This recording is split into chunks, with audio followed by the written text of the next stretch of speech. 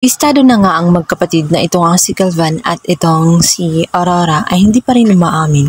Patuloy pa rin nilang pagtatakpan ang isa't isa. Sinabi nitong si Galvan na paano naman daw niya magagawa ang bagay na iyon.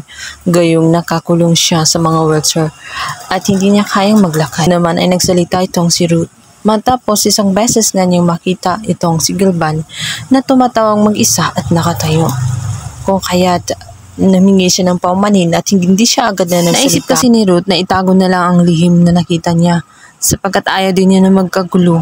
Lalo't kamakailan lang ay nagkabati na nga itong si George at itong si Galvan.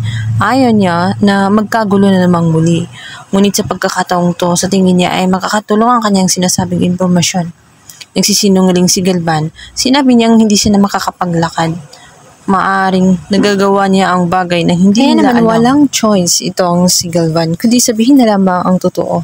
Sinabi niya sa mga ito na nakakatayo talaga siya, subalit hindi pa pwede na pang matagalan dahil mahina pa rin ang kanyang mga binti.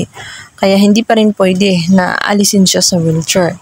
Kailangan pa niya magpalakas ng tuluyan na sa ganun ay makarecover agad-agad. Ngunit sa kabila ng kanyang paliwanag ay hindi pa rin naniniwala. Lalong-lalo na itong si George. Batid niya kasi na mga baliw talaga ang pamilya ng mga Palacios. Kaya hindi na niya alam kung sino ang paniniwalaan. Kaya't nagulat na lamang si Galvan dahil itong si George ay kumampi na nga kay Sam.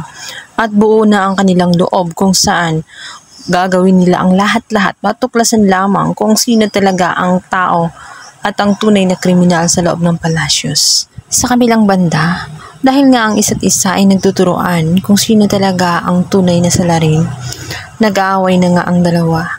Kinumpronta ni Aurora ang kanyang kapatid na si Galvan.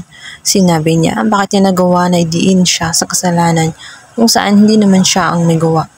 Sa kanilang pagtatalo ay bigla nga sisingit itong si Vivian. Sinabi niya na hindi makakabuti na mag-aaway silang dalawa. Hindi ba nila napapansin? At naging magkasundod na nga itong si George at si Sam. Bakit hindi na lamang sila magkasundo nang sa ganun mas madali nilang malutas ang kanilang problema. Gumagawa ng paraan itong si Galvan. Kung kailangan gumamit siya ng ibang tao ay gagawin niya. Malinis lamang ang kanyang pangalan. Kung kaya't maging itong si Jericho ay sinuyo na rin niya. Kunwari ay nasa kanyang panig na itong si Jericho. Gagamitin lang din niya ito. Nang sa ganun ay may access itong si Jericho sa mga investigasyon lalo't na pag-alaman niya na sundalo pala itong si Jericho. Kung noon ay tinatabi nila ito dahil hamak na katulong lamang ang tingin nila dito, ngunit nila nagbago ang lahat ng matuklasan ni Galvan na hindi pala siya ordinaryong tao lamang.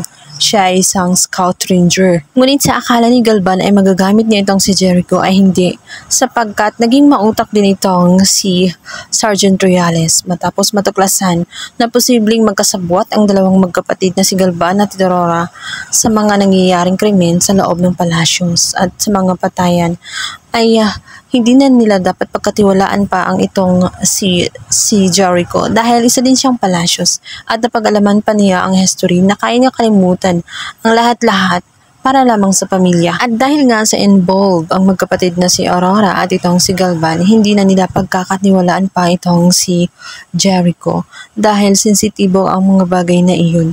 Hindi na muna siya isasama sa investigasyon na kanilang hinahawakan ngayon.